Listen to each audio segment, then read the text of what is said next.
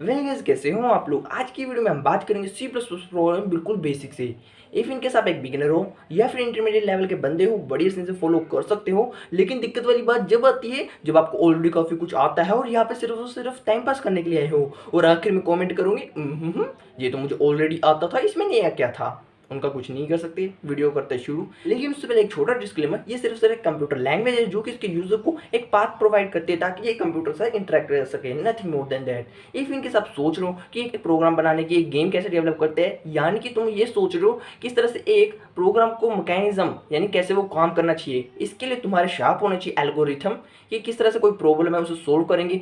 और देन आता है हमारे पास फ्लो चार्ट। फॉर इंस्टेंस, अगर हमने कोई भी कैलकुलेटर बनाना है जो कि दो नंबर को सम कर रहा हो, हम क्या करेंगे। नॉर्मली है दो नंबर प्लस कर दिया, आप तो ये सोच रहे लेकिन एल्गोरिथम आपको बताता है कैसे आपको जो कि अपना मेन प्रोग्राम में काम करना चाहिए। जैसे कि दो वेरिएबल लेंगे ए और बी, फिर उन दोनों के अंदर इनपुट लेंगे यूजर से, फिर एक सम वेरिएबल लेंगे जिसके अंदर ए और बी का सम आ रहा होगा, फिर सम को एज आउटपुट प्रोड्यूस कर देंगे। ये होता है एक वेल डिफाइंड स्ट्रक्चर, किस तरह से तुम्हारा मेन प्रोग्राम काम करेगा, एक प्रॉपर मैकेनिज्म। और फ्लो चार्ट क्या होता है यार, जो कि तुम्हारा ये एल्गोरिथम है इसकी पिक्चोरियल रिप्रेजेंटेशन। ताकि कुछ नौसिखी लोग होते हैं यार जिसे पढ़ने में दिक्कत आती है, जस्ट लाइक मी, वो क्या करते हैं एक फ्लो चार्ट बनाते हैं जिससे दिखता है हाँ ठीक है, पहले ये बना लिया, ठीक है, फिर ये बना लिया, फिर ठीक है, उसके बाद ये बना लिया, ठीक है। इसके बाद जो हमारी चीज़ आती है वो आती है कोडिंग की। सिंपल फ्लो चार्ट में देखा, हाँ पहले तीन वेरिएबल इन्हें लिख दिए, फिर उसके बाद करना है क्या है, ये करना है, ठीक है लिख दिया, उसके बाद करना क्या है, ये कर दिया। यानी कि कोडिंग क्या है, सिर्फ और सिर्फ एक पाथ प्रोवाइड करता है कि किस तरह तुम्हें इंटरेक्ट करना है। मेन चीज होती है फ्लो चार्ट और एल्गोरिथम की, ठीक है, वो तुम कर लेना। तो चलिए करते हैं बिना बकवास वीडियो को स्टार्ट। तो यार कोडिंग करने से पहले आपको चाहिए एक कंपाइलर, जो कि मैं ऑलरेडी सेटअप करके बैठा हूँ। इफ़ इनकेस आप मोबाइल में करना चाहते हो या फिर आपके पास लैपटॉप नहीं है, ऑनलाइन करना चाहते हो, किसी भी तरह की दिक्कत वगैरह हो सकती है, या फिर आप आपके कंप्यूटर में सेटअप करना चाहते हो, इसके ऊपर ऑलरेडी एक डेडिकेटेड वीडियो बना चुका हूँ जहाँ पे हमने अलग अलग कंपाइल अलग अलग डिवाइसेज में अलग अलग तरीकों से इंस्टॉल वगैरह करके देखी है।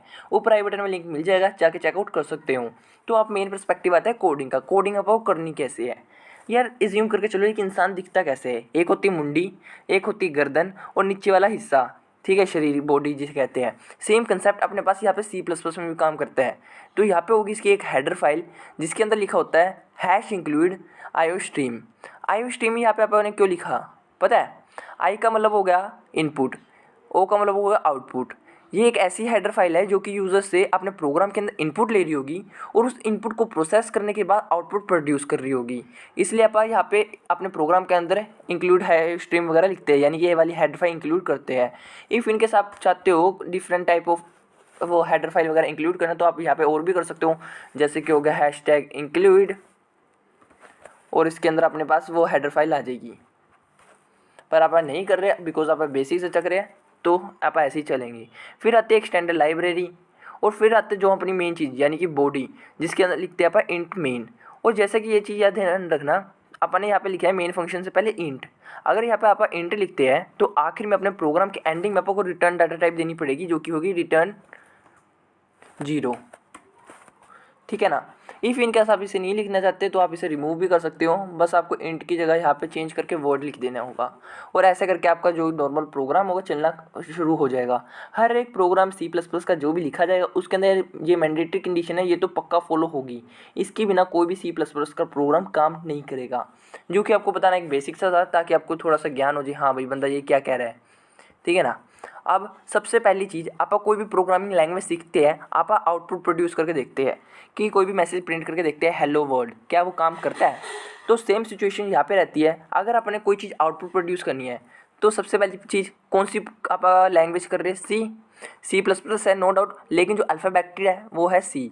फिर करना है अपने आउटपुट प्रोड्यूस करनी है, यानी कि आउटपुट अपने पास आनी चाहिए सी आउट, ठीक है ना। आप लिखते सी आउट, फिर एलिगेटर के साइन बड़े वाले, और इन्वर्टेड कोमास के अंदर अपने लिख देना है जो कि आप चाहते हैं अपना डिट्टो डिट्टो मैसेज प्रिंट हुए। जैसे कि लिख दिया अपने हेलो वर्ड, ठीक है।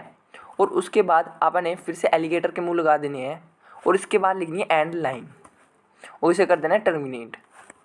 तो यार ये एंड लाइन का मतलब आपको समझ में नहीं आएगा, लेकिन आगे जब आप 2-3 प्रिंटिंग स्टेटमेंट इकट्ठे दे रहे होंगे तब आप समझ जाओगे, ठीक है एंड लाइन इसलिए यूज़ होती है। तो अब जैसे यहाँ पर रन करते हैं तो अपने पास यहाँ पे हेलो वर्ड प्रिंट होके आ गया। अब मैं इसे कॉपी करता हूँ, फिर से हेलो वर्ड प्रिंट कर दिया, यानी कि इससे क्या होगा, अपने पास जो कि अपना प्रोग्राम है इसके अंदर 2 हेलो वर्ड की स्टेटमेंट आ गई। और 2 हेलो वर्ड प्रिंट होके आ गए, ठीक है ना। अब मैं चाहे मन कर रहा है मेरा इस एंड लाइन को पीछे लिखा है इसे हटा दिया, सिंपल टर्मिनेट कर दिया, तो प्रोग्राम रन करते हैं तो देखो ये एक ही लाइन में प्रिंट हो गया है। एंड लाइन का मतलब क्या होता है, जो कि अपनी पहली लाइन थी पैराग्राफ की वो खत्म होगी, उसके बाद अगली लाइन, ठीक है ना, समझ गए होंगे एंड लाइन का काम क्या होता है। इफ़ इन केस आप चाहते हो कि एक ही लाइन में, यानी आप सी आउट एक बार ही लिख दिए, उसके अंदर ही बार बार हो जाए प्रिंट। फॉर एग्जाम्पल ये अपने सी आउट यहाँ से उठा दिया, ठीक है, और यहाँ पे लगा दिया वही एरो, यानी ये 2 हो गए अपने पास, एक पहला वर्ड ये हो गया, दूसरा वर्ड ये हो गया। आप रन करेंगे डेफिनेटली ये ऐसे ही आएंगे, बिकॉज आपने यहाँ पे कोई एंड लाइन नहीं लिखी। अगर आप चाहते हैं इन दोनों को अलग अलग लाइन में लेके आना, तो बस इसके नीचे एंड लाइन लिख देना है। आप कंसोल स्क्रीन पर लिखे गलती से, तो यहाँ पे लिख देना आपको एंड लाइन, फिर से एलिगेटर के मुँह लगानी है और रन करेंगे तो हेलो वर्ड अपने पास यहाँ पे प्रिंट होके आ जाएगा, ठीक है। ये नॉर्मल सी चीज़ थी। इसके अलावा आप एक बेसिक सी चीज़ एक हो रहा है कि इसके अंदर आप कमेंट भी इंक्लूड कर सकते हैं। कमेंट है क्या चीज़, मान लो कि मैंने ये चीज़ लिखी कि मैसेज प्रिंट हो रहा है, मैंने इसे क्यों लिखा, इसके पीछे मेरा क्या उद्देश्य था, ये तो मुझे पता है, लेकिन मेरे अलावा कोई और बंदा आके देखता है भाई मेरा प्रोग्राम, उसे क्या पता किस लिए लिखा है। तो यार मैं एज रेफरेंस या कह सकते हो एक रिमार्क के तौर पर लिख सकता हूँ, जैसे कि मैंने लिखा हेलो वर्ड, मैंने लिखा मेरा मन कर रहा था। मैंने ये क्यों लिखा, क्योंकि मेरा मन कर रहा था।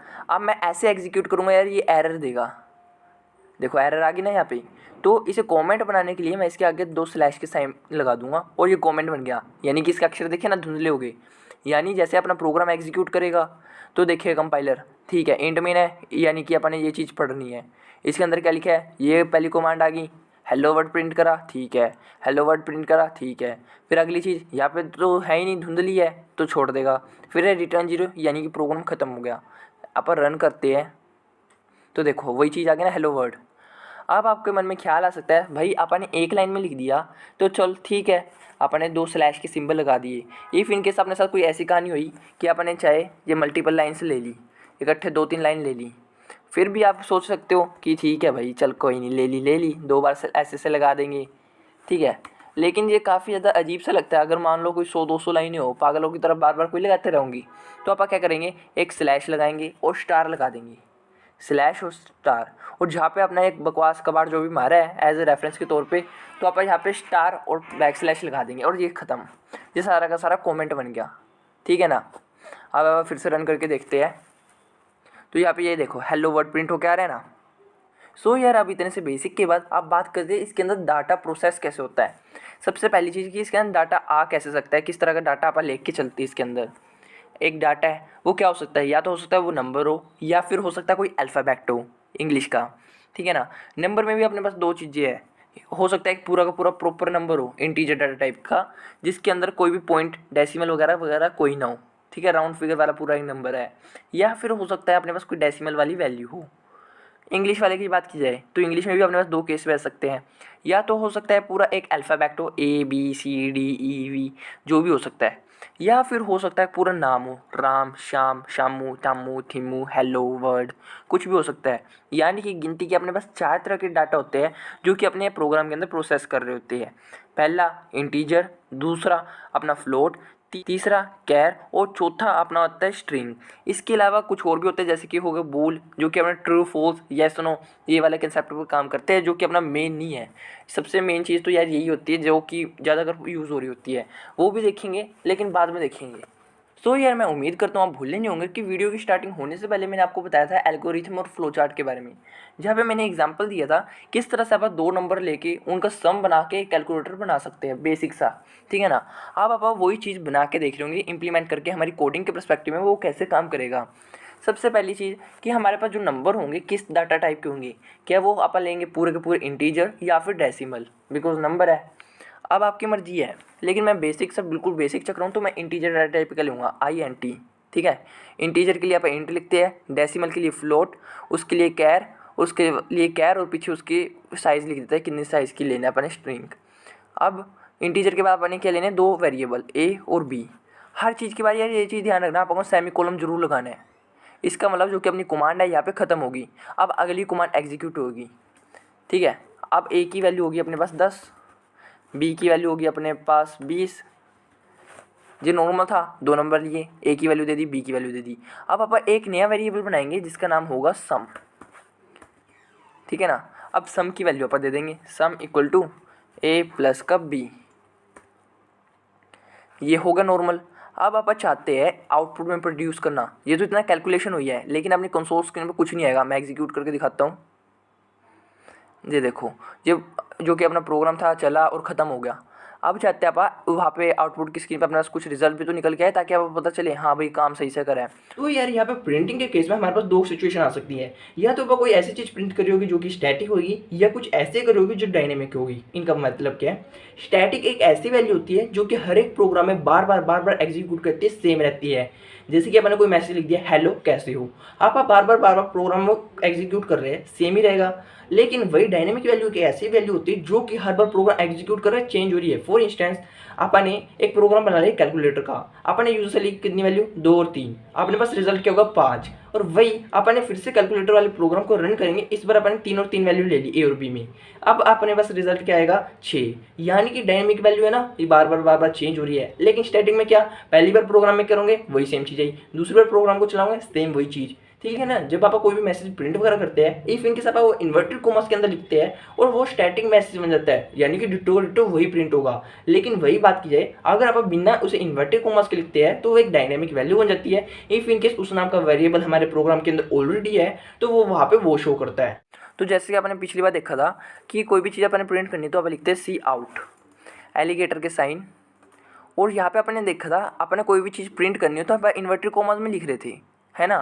लेकिन अगर आपने डायनेमिक वैल्यू लेनी है, जैसे कि हो गया सम, यानी कि हर प्रोग्राम के हिसाब से चेंज हो रही है ना, डायनेमिक वैल्यू के लिए सम अपन लिख दिया और अपने ऐसे करा, उसके बाद एंड लाइन कर देंगे, रन करते हैं और अपने पास आ गया 30, यानी कि क्या होगा 20 + 10 जो कि सम के अंदर स्टोर हुआ, दैट इज़ 30। इसको थोड़ा सा अमेजिंग बनाने के लिए आप यहाँ पे और भी चीज़ें इंक्लूड कर सकते हो, जैसे कि हो गया आप इन्वर्टेड कॉमास के अंदर आप यहाँ भी लिख देंगे, आप लिख देते हैं यहाँ पे सम इक्वल टू स्पेस और इसे करेंगे रन, तो अपने पास यहाँ पे प्रिंट होकर आ रहा होगा सम इक्वल टू 30, ठीक है ना।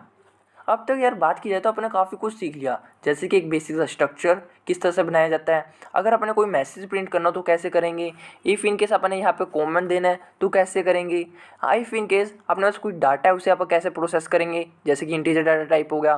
आप चाहे तो यहाँ पे फ्लोट भी ले सकते हो, ठीक है।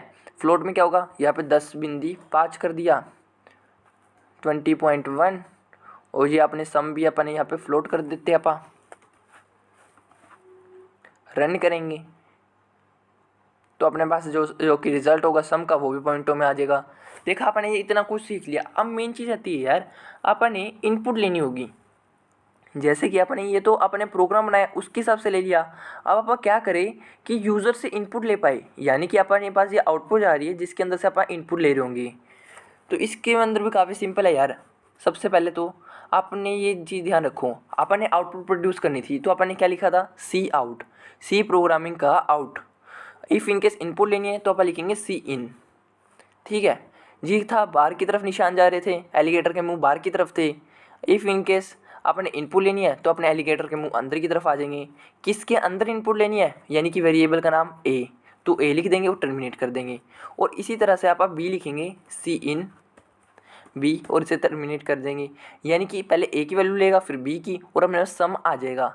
रन करके दिखाता हूँ, तो यहाँ पे मेरे पास आ गया, जैसे कि मैंने दे दिए 20.1 223.1, फिर मैंने दे दी 54, एंटर करूँगा तो मेरे पास सम निकल के आ गया। लेकिन दिक्कत वाली बात पता है यहाँ पे क्या हुई कि यार मुझे पता ही नहीं चला कब उसने पहली वैल्यू के लिए पूछा कब दूसरे के लिए, बिकॉज मैंने तो बनाया था अभी पता चल गया, लेकिन थोड़ी देर बाद देखो मुझे कैसे याद रहेगा। तो अपा क्या करते हैं, इनपुट लेने से पहले ना आपस से मैसेज पॉपअप होगा भाई पहली वैल्यू प्रिंट कर, तो अपन लिख देते हैं यहाँ पे सी आउट, अपने पास इन्वर्टेड कॉमास में लिखेंगे एंटर वैल्यू 1 और आखिर में एंड लाइन लिख के इसे टर्मिनेट कर देंगे, ठीक है। वही सेम कंसेप्ट आपा सेकंड वैल्यू के लिए भी सबसे पहले प्रिंट करेंगे, उसके बाद सेकंड वैल्यू एक्सेप्ट करेंगे, वैल्यू 2। अब आप रन करके देखते हैं थोड़ा सा क्या चेंज होगा। तो यार जैसे आप एग्जीक्यूट करते हैं अपने पास पूछ रहे हैं अब एंटर दी वैल्यू 1, पहली वैल्यू एंटर करो, मैंने कोई भी एक रैंडम सी वैल्यू दे दी। वैल्यू 2 के लिए पूछ रहा है तो इसके लिए भी मैंने कोई रैंडम वैल्यू दे दी, एंटर करते तो अपने पास सम रिजल्ट के तौर पे आ गया। तो यार तुमने देखा किस तरह से मैंने एक बेसिक सा C++ का प्रोग्राम बनाया जो कि यूज़र से इनपुट ले रहा होगा, ऊपर से उसे प्रोसेस करने के बाद आउटपुट भी दे रहा है ना, कितना ज़्यादा अमेजिंग, जो कि अपने छोटी सी वीडियो में देख लिया अब तक। सो यार अब तक हमने देख लिया किस तरह से एक प्रोग्राम के अंदर आप इनपुट लेते हैं, आउटपुट देते हैं, जो कि नॉर्मल से थी। अब बात आती है कि किस तरह से आप कंडीशन लगा सकते हैं, यानी कि जब अपनी कंडीशन सेटिफाई रहती है उसके हिसाब से हमारी पर्टिकुलर रिजल्ट आना चाहिए। फॉर एग्जाम्पल हमारे पास क्या है, एक सिक्का है, इसे मैं लिया और उछाला, करीमा की आँख, सॉरी। तो अब ये बताओ ये आया क्या होगा। तो अब मैं कहता हूँ यार ये हेड नहीं आया। आप सोच रहे होंगे हेड नहीं आया तो टेल होगा, इफ इनकेस टेल नहीं आया तो हेड होगा, यानी कि अपने बाउंडेशन लगा दी ना अपने रिजल्ट की, इन दोनों के बीच में एक होगा। सेम सिचुएशन अपना अपने प्रोग्राम में कर देते हैं, जहाँ पे आप एक इफ एंड एल्स कंडीशन का यूज करते हैं ताकि अपना जो रिजल्ट है इन दोनों के बीच में रहे। इफ इनकेस आप मल्टीपल रिजल्ट लेके आने चाहते हो तो नेस्टेड इफ एंड एल्स ले सकते हो, और भी इफ इनकेस आप सिंपल एक कंडीशन लगाना चाहते हो तो वो भी कर सकते हो, हम वही देखेंगे आप। तो यार कंडीशन इंप्लीमेंट करने से पहले आपको पता होना चाहिए अपने पास कितनी तरह की कंडीशन होती है, यानी यार एक की चीज़ है उसी के आगे आगे मॉडिफाई करके उसी के अलग अलग वर्जन बना दिए। पहली चीज़ थी अपने पास इफ़, दूसरी इफ़ एल्स, तीसरी है लैडर इफ़ एल्स, चौथी आती है नेस्टेड इफ़ एल्स। यानी कि देखा बाकी सारे के सारे इफ़ एल्स के डुप्लीकेट ही है सारे के सारे। मेन चीज़ होती है आप इफ़ एल्स सीख लो, बाकी ये ऑटोमेटिक आपके पास आ जाएगी। लेकिन यार एक मुद्दे की बात और कि आप हर एक कंडीशन को इंप्लीमेंट करके देखेंगे, हाँ भाई इफ़ ऐसे लगता है, इफ़ एल्स ऐसे लगता है, नेस्टेड इफ़ ऐसे लगता है, लैडर ऐसे लगता है, अच्छा अच्छा अच्छा। नहीं, अगर आप ऐसे करके देखने लगे ना तो आपके दिमाग में सिर्फ खुजली होगी, उसके सिवा कुछ नहीं, और आप देखते रह जाओगे अच्छा ये ऐसे हो गया ऐसे हो गया, और वीडियो के आखिर में आपके पल्ले कुछ नहीं रहना।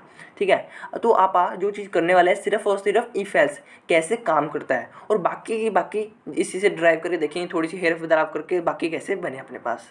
तो सबसे पहले सिंटैक्स देखते हैं इफ एल्स का अपने पास है क्या। सबसे पहले लिखेंगे आप इफ, साइड में लगा दिया अपने पैंतीस ओपन क्लोज, जहाँ पे अपने पास आ रही हुई कंडीशन, और नीचे करली ब्रेसेस में इफ के अंदर का कोड। इफ इनके सामने पास ये सिचुएशन ट्रू बैठेगी तो अपने पास ये चीज़ प्रिंट होके आएगी।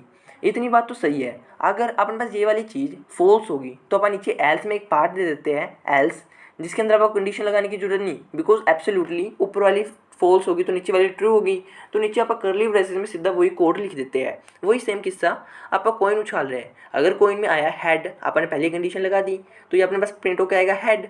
इफ इनकेस अपनी जो सिचुएशन है वो फॉल्स बैठ गई तो एब्सोल्युटली टेल्स ही होएगा ना वो, तो टेल्स प्रिंट होकर आ जाएगा। ठीक है, इफ एल्स हो गया ये। अब यार बात आती है अपने पहले वाली कंडीशन की जो कि थी सिर्फ और सिर्फ इफ इम्प्लीमेंटेशन। अगर ये अपने इफ एल्स वाला जो कि अपनी कंडीशन थी नीचे वाला एल्स वाला डब्बा हटा दे तो क्या बचा अपने पास, इफ पैंतीस ओपन क्लोज के अंदर अपनी कंडीशन आएगी और कर्ली ब्रेसेस। यही तो चीज़ थी, सिंपल और सिंपल यही चीज़ थी, बस नीचे एल्स लगा दो इफ एल्स बन गई। इफ एल्स लैडर में क्या होगा, आपने लिखी पहले इफ पहली कंडीशन, इसके बाद आपने एल्स इफ और दूसरी कंडीशन लगा दी, एल्स इफ तीसरी कंडीशन लगा दी, फिर एल्स, यानी कि मल्टीपल इफ एल्स को अपन जोड़ के लिख दिया, मल्टीपल कंडीशन लगा दी, काफ़ी सारे ऑप्शंस दे दिए, वो बन गई अपनी लैडर में इफ एल्स, यानी कि एक पैडी सीढ़ी की तरह बन गई ना, काफ़ी सारे इफ एल्स लगा रखे हैं। फिर इन सब के पास अपने पास चौथी चीज़ आती है नेस्टेड इफ एल्स। इसके अंदर क्या था, मान लो कि मेरे पास एक बेसिक स्ट्रक्चर था इफ एल्स का, अब मेरी पहली कंडीशन ट्रू बैठ गई, अब इसके अंदर आएगा यानी कि ये वाली चीज़ एग्जीक्यूट करेगी ना। अब इसके अंदर मैंने एक और कंडीशन लगा दी, इफ़ अगर ये चीज़ हो या फिर एल्स हो। सिमिलरली एल्स के अंदर भी मैंने ऐसे लगा दिया, यानी कि मेरे एक इफ एल्स का मेन लूप था उसके अंदर मैंने कुछ और इफ एल्स लगा दिए, तो बन गया अपने पास नेस्टेड इफ। ठीक है ना, समझ गए होंगे आई होप। तो अपन इम्प्लीमेंट प्रोग्राम बना के देखते हैं, जहाँ पे अपने पास प्रोग्राम किस चीज़ पे बनाना है। अपने पास होंगे दो नंबर ए और बी, आप देखेंगे यार दोनों में से बड़ा कौन सा होगा। तो सबसे पहले आप एक वेरिएबल यहाँ पे कंसोल में आ गया, यार ये इसकी गलत बात है। तो यहाँ पे अपने प्रोग्राम सोर्स कोड में लिखना है, अपने पास हो गए इंटीजर डाटा टाइप के दो वेरिएबल इंट ए और बी। ठीक है, ए की वैल्यू अपन ने ले ली 10 और बी की वैल्यू अपन ने ले ली 20। आप चाहो तो यूज़र से इनपुट भी ले सकते हो, बिकॉज मैं ऑलरेडी बता चुका हूँ कि इनपुट कैसे लेनी है, सिर्फ और सिर्फ आप इम्प्लीमेंटेशन देखनी है इफ़ और एल्स की। तो आप लिखेंगे आप इफ़ और कंडीशन, कंडीशन यहाँ पे क्या है, अगर ए बी से बड़ा होता है, यानी कि अपने पास चीज़ क्या बनी, ए बड़ा है बी से, तो अपने पास यहाँ पे प्रिंट हो क्या आ रहा होगा, कर्ली ब्रेसेस के अंदर लिखना अपने सी आउट, मैसेज प्रिंट करना अपने A is greater than B, और आखिर में से अपने एंड लाइन करके टर्मिनेट कर देना है। ठीक है, ये तो होगी अपनी पहली कंडीशन जो कि अपना इफ़ कंडीशन का काम करेगा। रन करके दिखाता हूँ, तो देखो प्रोग्राम खत्म हो गया, बिकॉज आपने सिर्फ और सिर्फ इफ़ जो कि अपनी पहली कंडीशन थी वो इंप्लीमेंट करी थी। अगर मैं ए की वैल्यू कर देता हूँ 100, रन करता हूँ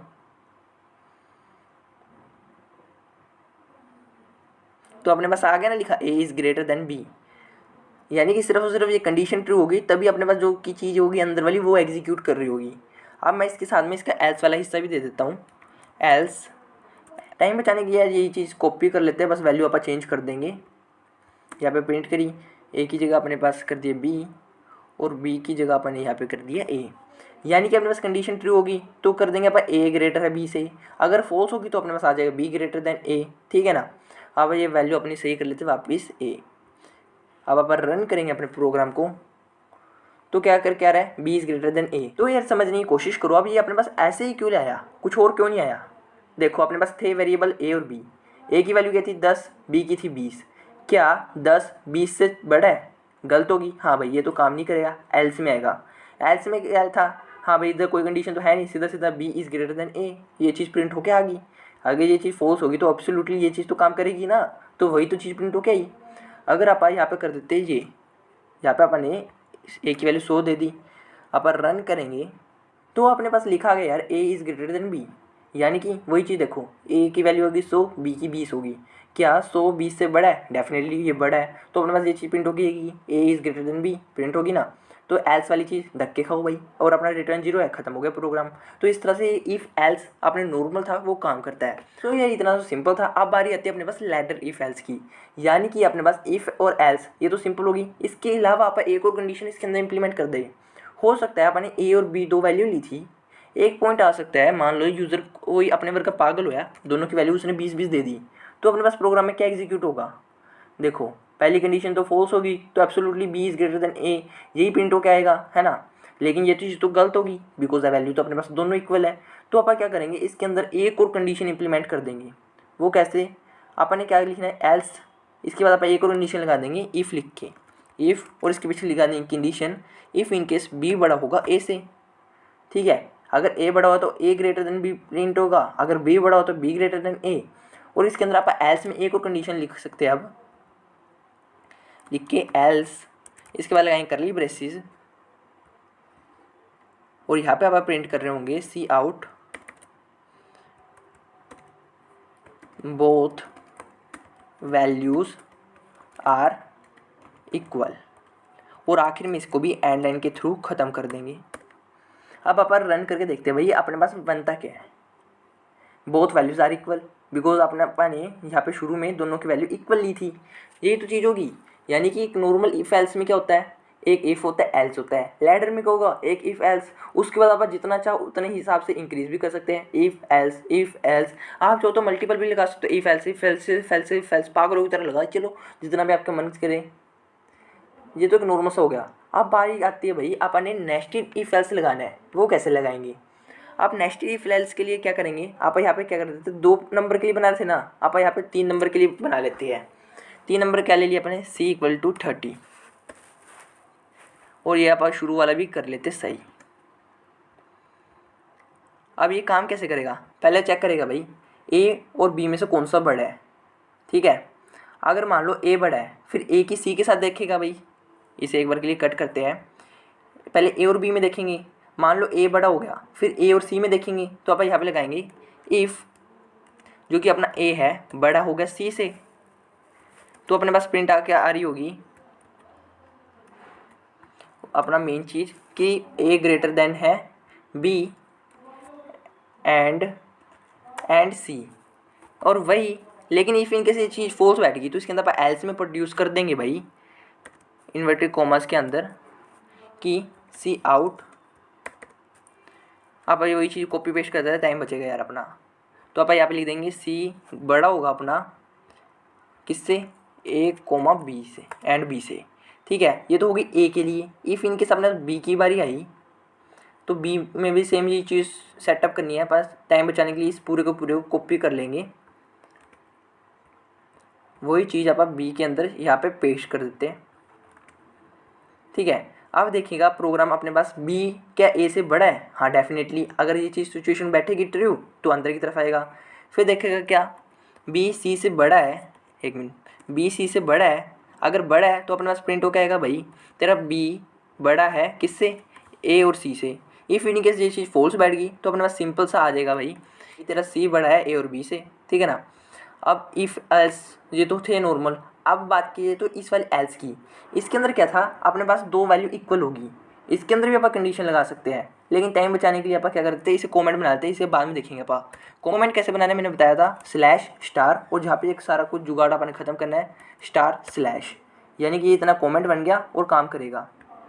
अब आप इसे रन करते हैं तो यहाँ पे अपने पास एरर दिखा रहा है कि सी इक्वल टू 30 पे, क्या दिक्कत हुई अपन देखते हैं यार। अब देखो यहाँ पे अपन 3 वेरिएबल यूज़ कर रहे हैं, तो अपन यहाँ पे वेरिएबल डिक्लेयर भी तो करना पड़ेगा पहले। ए बी सी 3 वेरिएबल है, फिर उनकी वैल्यू दी थी, ठीक है। ये दिक्कत होगी, ये छोटी छोटी मिस्टेक होती है जो कि आप एज ए प्रोग्रामिंग कर सकते हो, उस चीज़ों का ध्यान रखना यार।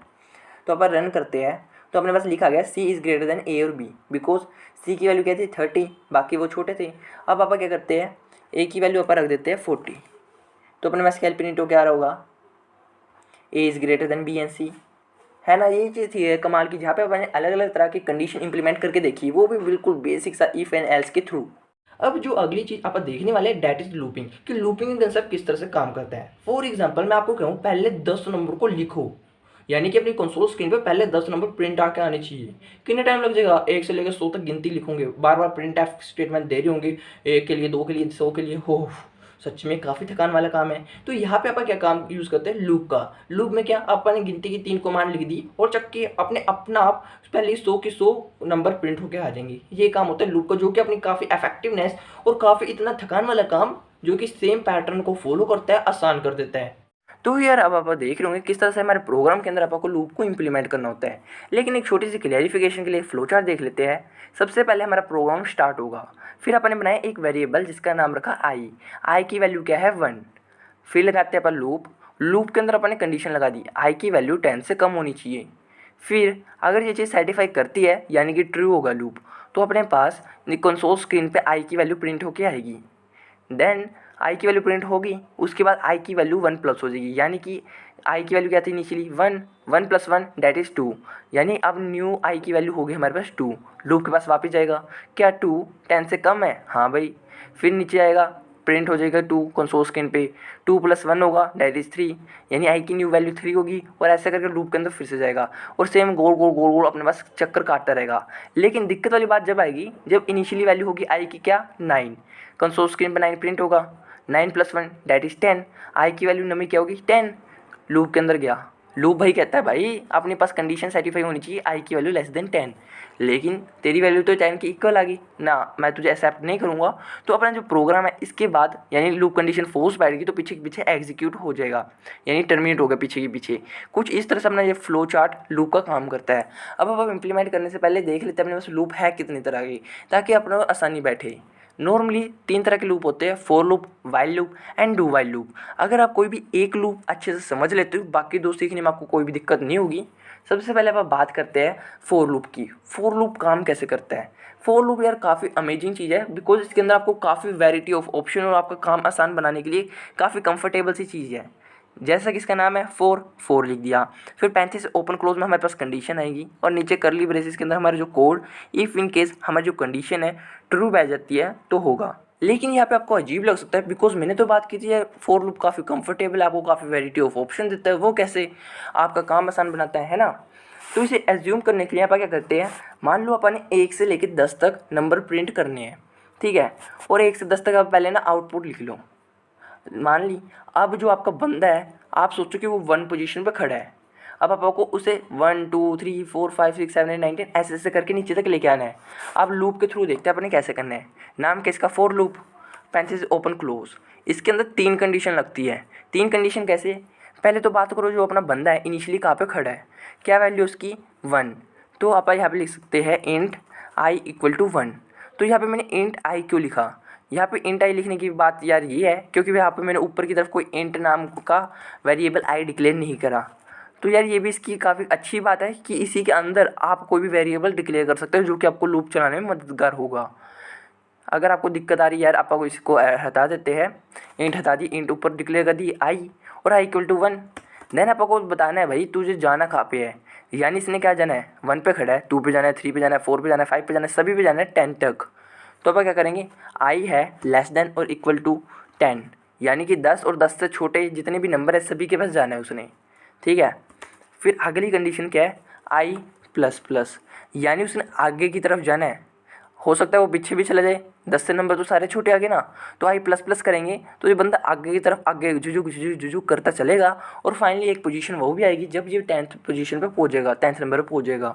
देन इसके बाद मान लो कि ये चल रहा है, लेकिन अपने पास आउटपुट कंसोल स्क्रीन पे कोई आएगी, तो कंसोल स्क्रीन पे डिस्प्ले करने के लिए भाई आई की वैल्यू क्या चेंज हो रही है, आप आगे यहाँ पे लिख देते हैं सी आउट और I as output console screen पे दे देंगे एंड एंड लाइन लगा देते हैं ताकि अपने पास दिखे भाई क्या हो रहा है।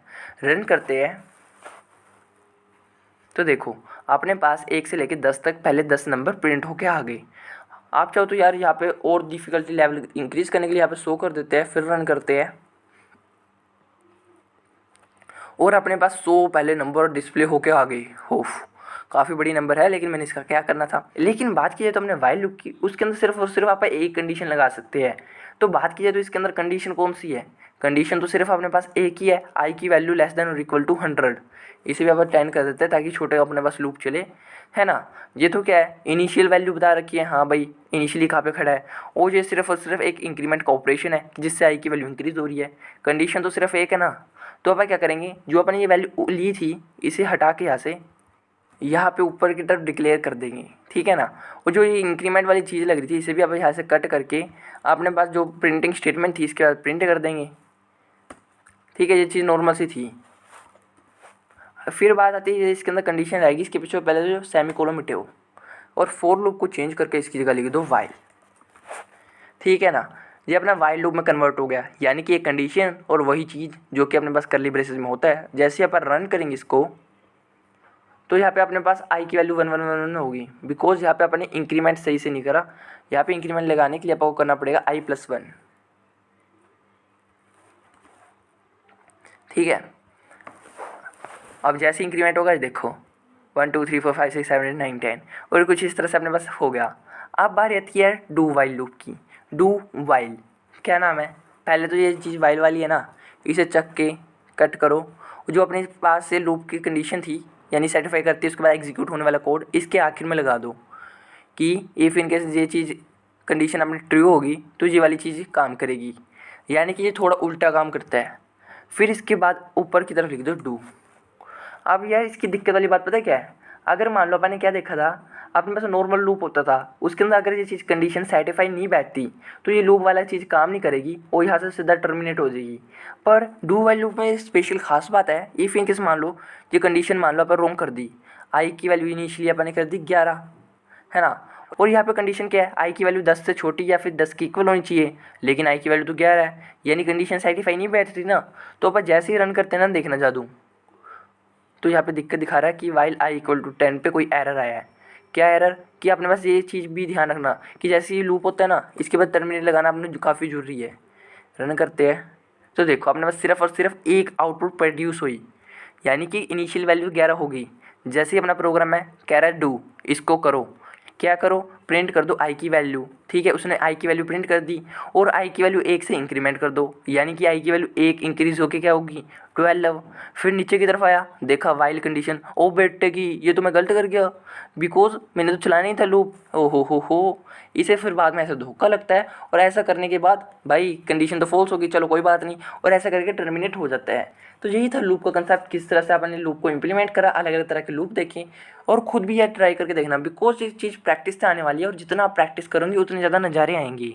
इवन बात की जाए तो जितने भी अपने पास वायरसेस वगैरह होते हैं उसके अंदर अपने पास जो वायरस बनाने वाले लोग पता है क्या करते हैं, बस लूप लगा के छोड़ देते हैं एक इन्फिनाइट नंबर का, वो पागलों की तरह लूप गोल गोल गोल गोल गोल गोल गोल गोल घूमता रहता है एंड अपना जो कंप्यूटर है इनपुट वगैरह एक्सेप्ट नहीं कर पा रहा होता है और फोर्सफुली आपको कंप्यूटर को फोर्स शट डाउन करना पड़ता है। कुछ इसी तरह से लूप का कंसेप्ट काम करता है।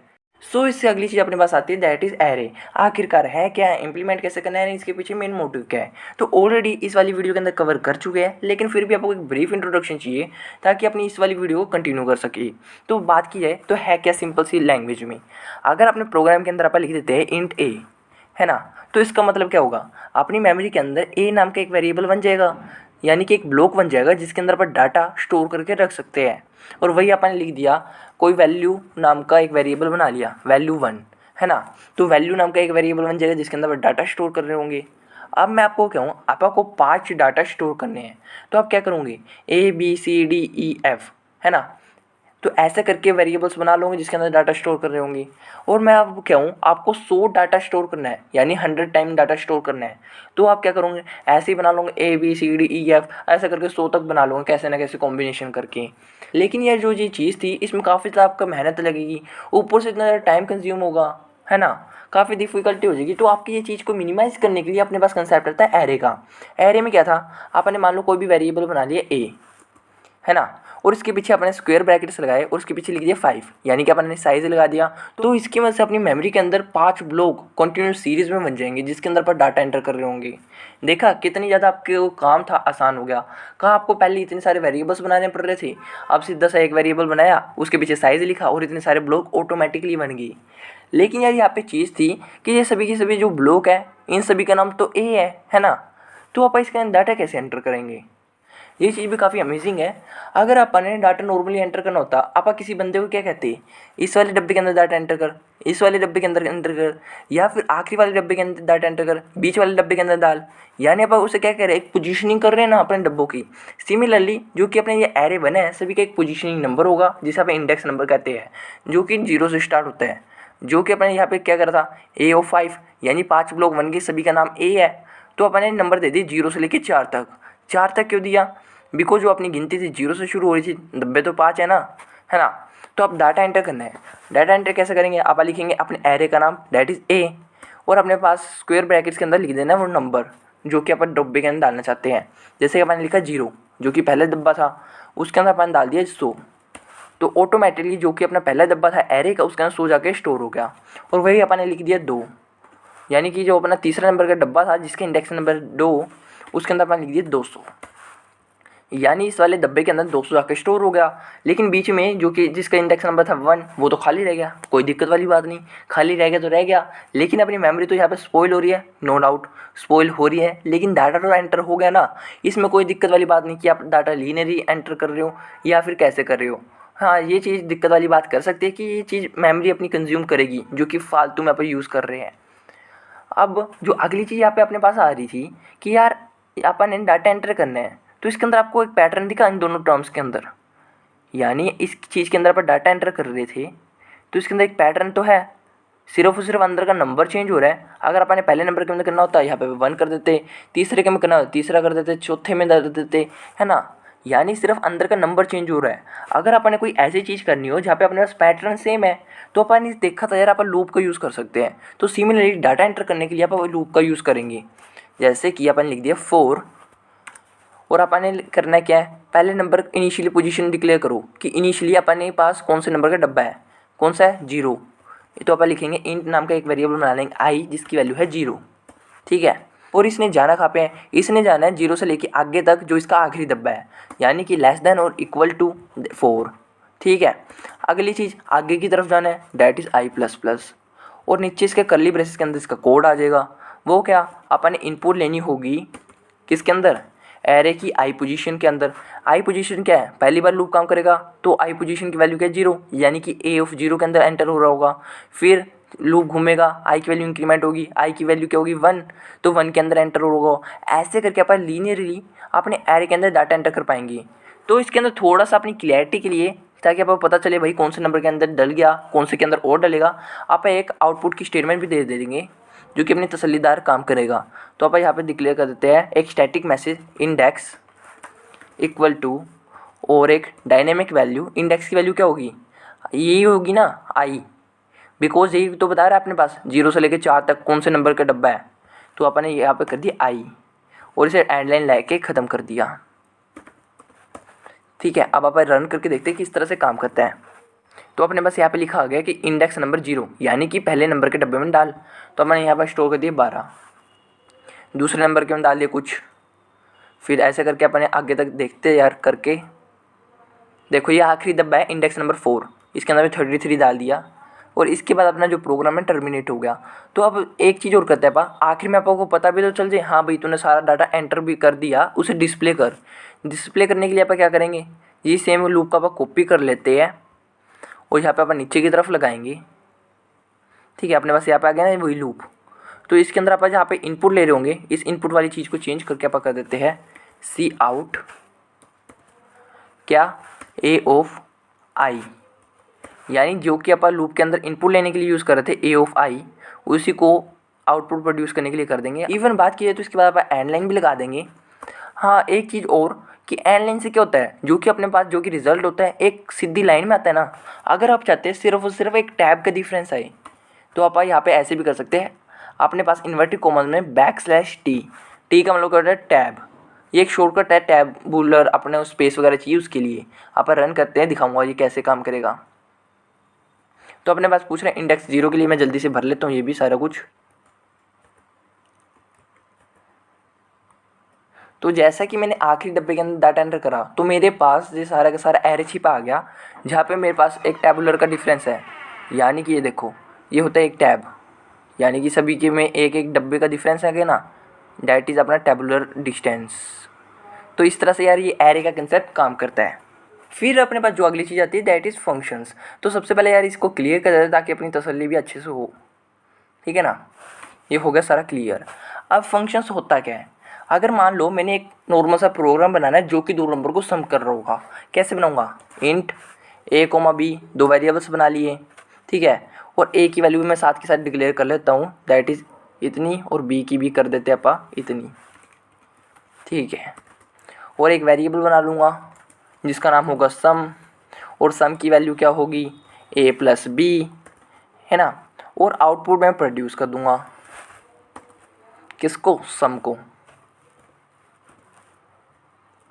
इसके अंदर अपन थोड़ा सा वो भी कर लेते हैं, एक स्टैटिक मैसेज, ताकि आपको पता भी चल जाए हाँ भाई सम की वैल्यू क्या रह जी इतनी होगी, that is sum equal to dash, और आखिर में लगा देंगे एंड लाइन, ठीक है। ये एक नॉर्मल सा प्रोग्राम होगा जो कि आपको सम दे रहा होगा, दैट इज़ यहाँ पे।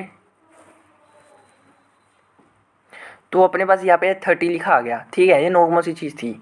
लेकिन अगर मैं इसे इनपुट के लिए चेंज कर दूँ, यानी आपा ए की वैल्यू अपन ने डिक्लेयर करी और वही मैं इसे इनपुट के लिए चेंज कर दूँ, तो कैसे बनेगा, ये आप पे इनपुट लेगा उसके हिसाब से अपना पास सम आ जाएगा। अब मैं क्या चाहता हूँ, मैं बार बार मेरे प्रोग्राम के अंदर ऐसे ही सम वाले काफ़ी सारे प्रोग्राम बनाना चाहता हूँ। यानी कि पहले ए और बी का सम होगा, फिर इसके बाद मैं क्या करूँगा, फिर से दो वेरिएबल बना लूँगा इंट c, d, उसके लिए मेरे पास ये चीज़ सेम काम करके आ रही होगी, है ना। फिर उसके बाद ई और एफ के लिए बना लूँगा। यानी कि यार मेरे पास सिंपल सा लॉजिक तो एक ही है, sum equal to a + b, है ना। तो यार आपने ये चीज़ नोटिस करी, अगर मैंने सिर्फ और सिर्फ एक एल्गोरिथम बड़ा मेन है उसी को बार बार काम में लेना है, तो मैं उसे एज ए फंक्शन बना दूंगा जिसकी वजह से मेरा काम आसान हो होगा। फंक्शन कैसे, जो चीज़ मेरे पास यहाँ पे थी इसे मैं ले जाऊँगा कट करके, है ना, और कट करके मेरे यहाँ से पे बना लूँगा मेरे मेन फंक्शन से ऊपर। कैसे, आपने बस ये देखो यार मेन फंक्शन होता कैसा है, लिखा होता है सबसे पहले इंट ना, तो सेम लिख दो इंट, फिर मेन फंक्शन का नाम है, तो आप अपने पास एक अपनी मर्ज़ी से फंक्शन बना लेंगे जिसका नाम रख देंगे सम।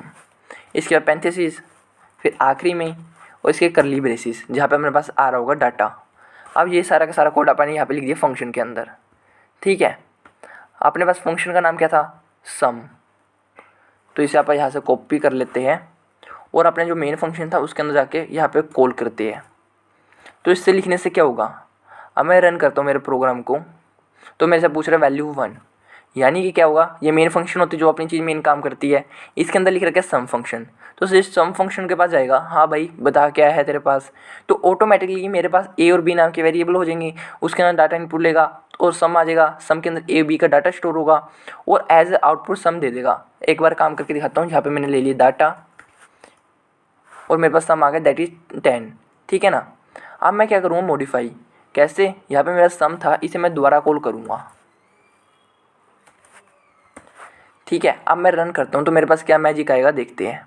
मेरे पास लिखा रहा है यार वैल्यू 1 के लिए डाटा एंटर करो, आप फिर से कर देते हैं कुछ भी, है ना। तो अपना सम आ गया, सम इक्वल टू 30, और ऑटोमेटिकली फिर से अपना वही चीज़, यानी कि जो अपने फंक्शन बनाया था ऊपर की तरफ फिर से कॉल हो गया। अब फिर से पूछ रहा है अपने पास नए नंबर्स, जैसे कि इसके अंदर मैं दे देता 20 और मेरे पास क्या होगा 50 लिख के आ गया। यानी कि अपने पास एक फंक्शन बन गया जो कि एक नॉर्मल सा सम कर रहा होगा, वैल्यू लेगा 2 उसके हिसाब से सम कर देगा, वैल्यू लेगा उसके हिसाब से सम कर देगा। जितनी बार भी मैं मेरी प्रोग्राम के अंदर सम लिखूँगा ऑटोमेटिकली वो फंक्शन कॉल हो जाएगा और उसके हिसाब से मेरे पास इनपुट आ रही होगी, ठीक है। ये तो एक नॉर्मल सा तरीका जिसके हिसाब से आप सम कर रहे होंगे। अब आप क्या करते हैं, थोड़ी सी दिक्कत हो रही थी, इसे थोड़ा सा शॉर्ट और कर सकते हैं आप जो ये चीज़ आपने लिखी है इंट ए और बी, इसे कट करके आप इसके अंदर लिख देते हैं वेरिएबल्स के, ठीक है। और यहाँ पे दोनों के लिए अलग अलग लिखेंगे इंट।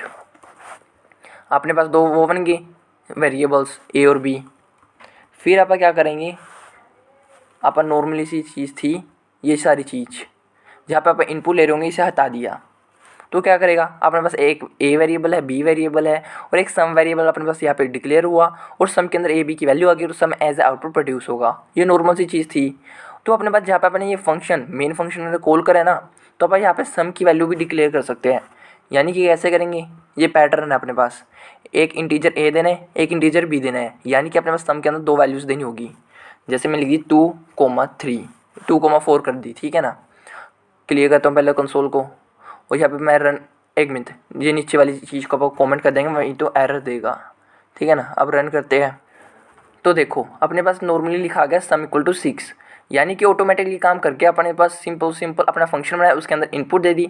इस चीज़ को कहते हैं कॉल, जहाँ पे अपने एक फंक्शन बना दिया, उसके अंदर डाटा एंटर करा साथ के साथ, और अपने पास जो कि मेन एल्गोरिथम था काम करके अपने पास आउटपुट आ गई। और वही अपने पास नॉर्मली आप कर रहे थे, जहाँ पे एरर देगा, दिखाते हैं किस तरह से। तो देखो एरर दे दी 11वीं नंबर की, 11वीं नहीं 17 नंबर की लाइन में। 17 कौन सी थी, ये वाली। तो वही आप इसके अंदर क्या कर देते हैं, कोई डाटा ले लेते हैं, जैसे कर दिए 10,20 और रन करते हैं तो अपने पास आ गया। अगर 2 और 4 को प्लस करेंगे अपने पास क्या होगा 6, और सम को करेंगे किसका 10 और 20 का, दैट इज़ 30। तो कुछ इस तरह से अपने पास फंक्शन काम करते हैं। एक नॉर्मल फंक्शन देखा और किस तरह फंक्शन के अंदर अपन डाटा भी एक्सेप्ट कर सकते हैं, ठीक है, उसके हिसाब से देखा। तो ये बस नॉर्मल सी चीज़ होती है हमारी कोडिंग के अंदर। आई होप कि आपको काफ़ी मज़ा भी होगा और साथ के साथ आप प्रैक्टिस भी कर रहे होंगे। और ऐसा करने के बाद जो कि हमारा C++ का जो मेन प्रोग्रामिंग का कोर्स था यहाँ पे ख़त्म हो गया, जहाँ पे आपने बेसिक से लेके सारा कुछ देख लिया किस तरह से हमारी जो C++ की प्रोग्रामिंग काम करती है। आई होप मज़ा आया होगा और ऐसी और वीडियोज़ के लिए चैनल को सब्सक्राइब कर लेना। तब तक के लिए बाय बाय।